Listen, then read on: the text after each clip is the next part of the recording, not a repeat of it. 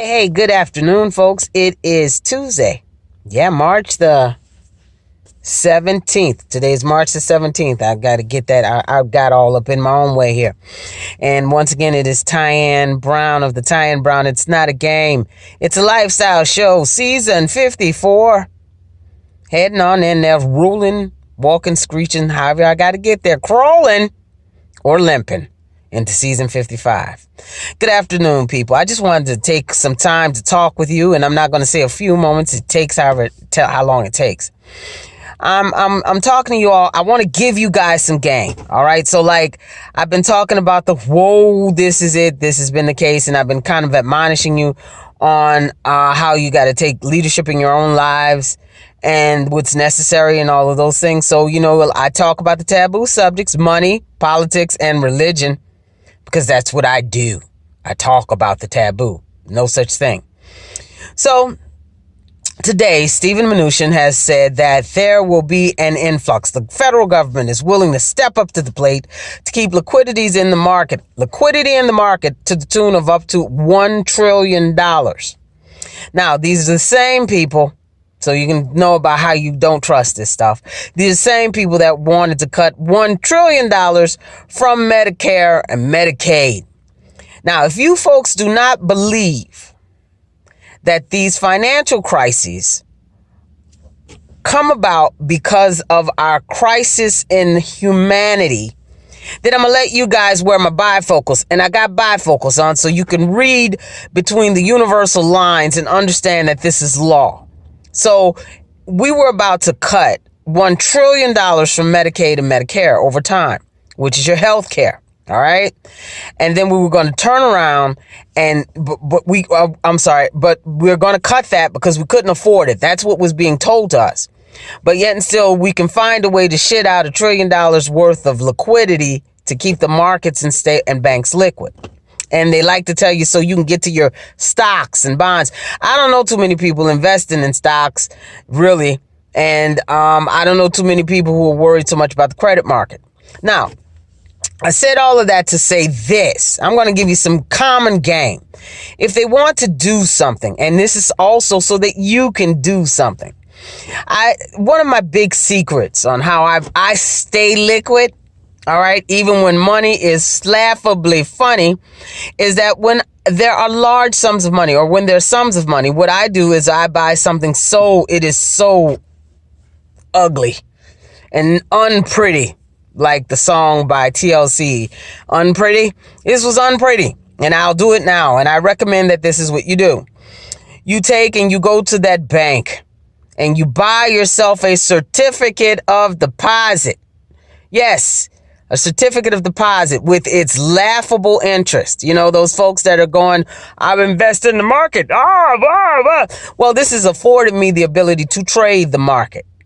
What I do is I take and I buy certificates of deposits, really large ones sometimes, $50,000, $60,000, $70,000. No, I don't get jack shit on interest in those certificates of deposits. But what they do offer me guarantee me is the ability to be able to go back and borrow against that money without my credit playing a factor because it is a secured loan.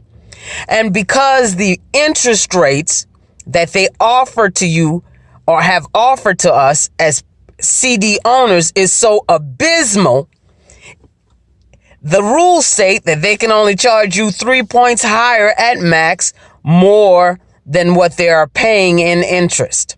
So I have been able to go into my banks and get a certificate of deposit loan or a loan for $100,000 based on a CD that's sitting there for 5 years, which is paying me some piss poor interest of 0.2 something percent.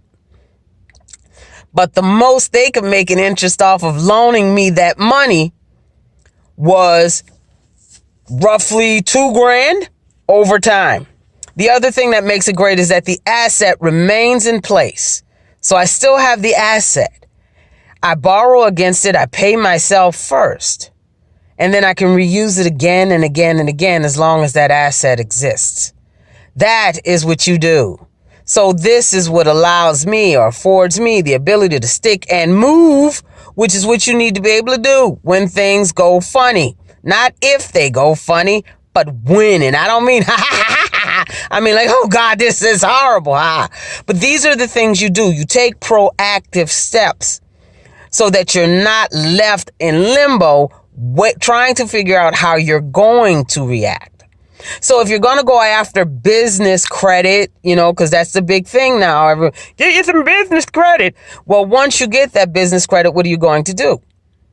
And that's one of the things you do. Now, if they want to do something effective, frankly, to keep liquidity going, is that they would issue out to small business owners this type of set up this structure of funding, which means that it is a loan against that. Basically, you take it and then it keeps the banks liquid, but it removes their ability to control how the money is funneled. We the people need to take control of how money is funneled throughout the communities from here on out. Understand, folks, this is a major disruption to the way things were to be going. And it is a great opportunity for us to stand up and be heard. And for those of us that have ideas to actually see those ideas come to fruition. So one of the things that I think, and again, I'm not an economic expert. What I am is someone who has survived and thrived during times in which there have been horrible crises. But when it comes to disruptions like this, instead of allowing the banks to determine how this money is to be funneled or how the flow of this funnel is to work, you allow the people to. So the government can do something really simple, like say, okay, we're infusing you with this cash, but what we're going to do, because they can monitor everything. They know what I had for breakfast this morning, so I've been told. What you're going to do is you're going to call up all of your small business bank account holders, all of your small business account holders at your bank, and we're going to monitor this. We're going to watch it because we're going to put some people in there to make sure you're doing this. And you are going to call them in, and you're going to put in their accounts $150,000. And from that, they're going to be able to purchase a certificate of deposit, because that's how the money goes out. And then they can have the asset. If they fulfill the terms of that, then basically they've got this infusion of cash that they can use over again and again and again. Okay? They can use it over again and again and again. And it can get them through this inordinately difficult period of time that we're facing. And guys, this is just the beginning of it.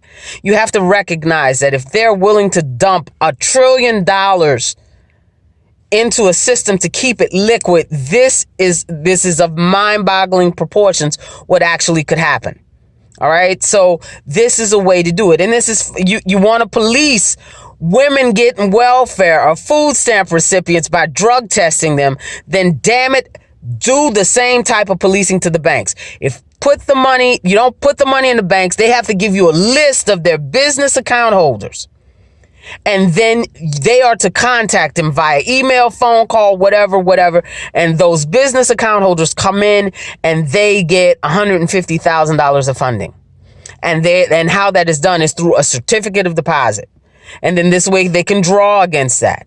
And what it can be is, in effect, over time, it can become a non-recourse loan, because the business owner is going to pay that back. They're going to pay it back because they want access to that funding again. And therefore, their personal credit never has to be looked at. You do the same thing to households. Base it on the number of people in the household. Okay, so if it's a household of 6, you do the same thing, and you make the same requirement. There are ways in which we can be proactive in this. Now, that's how you keep liquidity. I'm telling you this because this is what I live. This is who I am. So that's how you keep liquidity. Now, what you do is human beings, stop your excessive consumerism. Just stop it. We're to the point where we're consuming knowledge like it's shit on the street. Just stop it. Stop being overly involved in this consumerism and get yourselves together and learn to be creators. There are opportunities abound right now that are out here. I'm looking at just something as simple as a logistics company that goes out and tells corporations how they need to set up this hand sanitizer shit and towels. All right. There are opportunities that you guys would not believe, because this is a permanent disruption to how things will be done. We will not go back to the grand old days of a 30,000 $30,000 per share of the Dow Jones index. If you were to group them all together, that's done. This is a time for us to learn how to create new ways to do things. So I'm giving you all this for free. All right. And you can replay it if you want to. Hopefully Facebook, will let this get up, because there's all these quote unquote network issues. So hopefully it'll get up. If not, I'll put it on my YouTube channel. And guys, please watch some of this stuff. And again, if you agree, good. If you don't, if you disagree, say something. Say something. But I'm telling you, this is a way to maintain liquidity. All you have, that is it. And from here on out, you guys, when you get money, before you put it into the stock market, bring your ass to your bank and get a certificate of deposit. And in this way, you are playing with other people's money. But the thing is there'll be wisdom, because see, it's still your money. And if you are going to play the stock market, which is what you're doing, playing the market, if you're going to play the market with money that you had to borrow from yourself, you're going to be wise and find out about those companies from here on out. So that's my conversation for right now. I'm going to get out and take a whiz ride. Alrighty, I'm actually out in these streets, but not on. I'm practicing social distancing, but I'm driving home now. So I'm gonna try to post this up. If not, you'll see it on my YouTube, and please watch it and share it. I don't know if I let my stuff get shared enough or not, but give it a shot. I've got some other ideas that'll be coming too. I'm not just someone who reacts. I'm very proactive in things, and I'll share it later.